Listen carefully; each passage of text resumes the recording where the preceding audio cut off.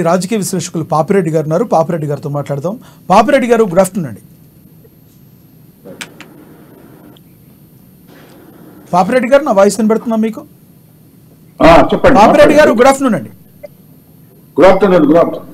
పాపిరెడ్డి గారు, మేడిగడ్డ యొక్క పరిస్థితి మీకు తెలుసు. దీని కుంగుబాటు గల ప్రధానమైన కారణము ఏంటంటే కాంగ్రెస్ పార్టీ ఈరోజు కేసీఆర్ గారి లోపభూయిష్టమైన పనుల వలన ఈ రకంగా అయ్యింది. కానీ ఇప్పుడు ఎలాంటి మీద తోసేస్తున్నారు. ఈరోజు కేసీఆర్ గారు గాన సరైన పద్ధతిలో చేస్తుంటే రైతులకి సరిగ్గా నీళ్లు ఇవ్వగలిగే వాళ్ళని శివలాల్ గారు కాంగ్రెస్ నేత అంటున్నారు. దీంతో మీరు ఏకీభవిస్తారా? ఇప్పుడు ఈ మేడిగడ్డ ప్రాజెక్టు కట్టి దాదాపు 4 సంవత్సరాలకు వచ్చింది.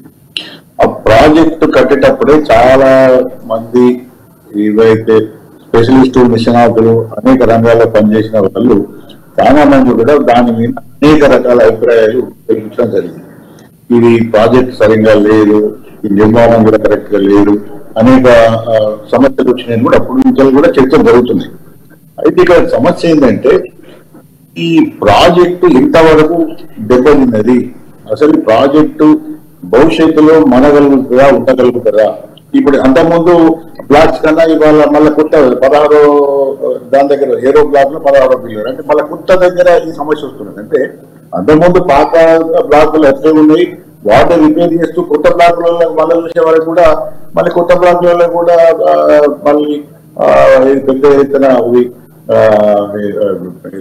రంధ్రాలు ఏర్పడడం, శబ్దాలు రావడం, సరిగ్గా లేకపోవడం అనేది దీన్ని చూస్తే అసలు ప్రాజెక్టు ఆ 70 పిల్లర్స్ ఏదో ఉన్నాయో అవి ఎంతవరకు దెబ్బతిన్నాయి, అసలు ప్రాజెక్టు యొక్క మనుగడ ఏ విధంగా ఉన్నది అన్నది కూడా ఇప్పటి వరకు కూడా నాకు తెలిసిన సమాచారం ప్రకారం ఏ ఒక్క సంస్థకు కానీ అటు కేంద్ర సంస్థలకు కానీ లేకపోతే రకరకాలుగా ఎక్స్పర్ట్స్ వాళ్ళు చెప్తున్న విషయాలు కానీ లేకపోతే ఇక్కడ ప్రభుత్వాలు చేస్తున్న విషయాలు కానీ ఒకటే విషయం మాత్రం స్పష్టమైపోయింది ఏంటంటే ఆ డ్యాము ఏమి చేస్తే బాగుపడడానికి అవకాశం ఉంటుంది. రెండోది డ్యాము ఎక్కడ వరకు దెబ్బతిన్నది, కింద ఈ పిల్లర్ల కింద ఇసుక ఇప్పుడు ఇది 16 పిల్లల దగ్గర కూడా 7 బ్లాక్ లో ఇసుక తీస్తుంటే కూడా మళ్ళీ లోపల పెద్ద శబ్దం వచ్చింది, పెద్దదానికి ఒక పెద్ద బొయ్యి ఏర్పడ్డది. దానిలో 4 మనుషులు వస్తే ఫోటోలు ద్వారా వేయడం జరిగింది. కాబట్టి ఇవన్నీ చూస్తున్నప్పుడు ఏంటంటే ఇప్పటి వరకు కూడా చాలా మంది ఎక్స్పర్ట్స్ లేదా ఈ ఎవరైతే నిష్ణాతులు చెప్పే అభిప్రాయం ఏంటంటే ఈ ప్రాజెక్టు ఈ సంవత్సరం కూడా నీళ్లు రావాలి, మీరు నీళ్లు రావాలి అని మీ రాజకీయ పార్టీలు రకరకాలుగా విన్యాసాలు చేయొచ్చు, చెప్పొచ్చు. కాంగ్రెస్ కానీ టీఆర్ఎస్ కానీ బీజేపీ కానీ ఏ పార్టీ మాట్లాడినప్పుడు కూడా అసలు ఆ ప్రాజెక్టులో నీళ్లు నిలపడానికి అవకాశం ఉన్నదా?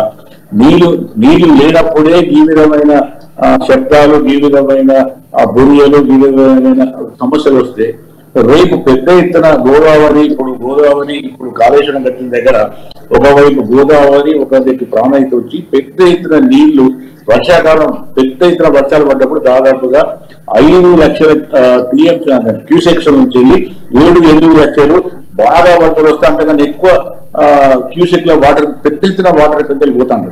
ఆ వాటర్ పోతుంటే ప్రాజెక్టు మీద ఒత్తిడి పడుతుంది. ఈవెన్ గేట్స్ పైకి లేచినప్పటికి కూడా కింద ప్రాజెక్టుల మీద పునాది మీద కూడా ఒత్తిడి పడుతుంది. కాబట్టి ఇప్పుడు అసలు ఆ ప్రాజెక్టు యొక్క అసలు సమస్య ఏమిటి అన్నది కూడా ఇప్పటి వరకు కూడా ఇది ఏదో కాంగ్రెస్ గతంలో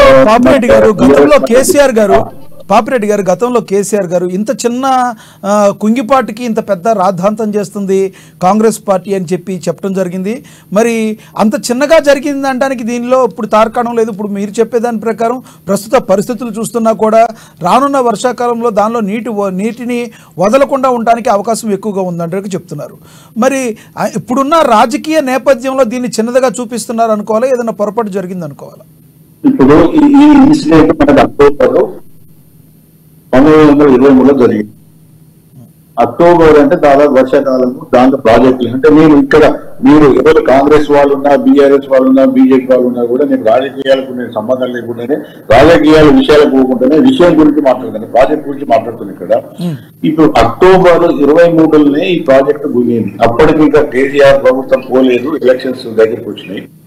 అప్పుడే పెద్ద ఎత్తున ఎప్పుడైతే ప్రాజెక్ట్ కుదిరిందో అటు ఇటు 144 సెక్షన్ పెట్టి జనాలు రాకుండా రాత్రి గేట్లను ఎత్తేసి నీళ్ళు వదిలిపెట్టడం జరిగింది.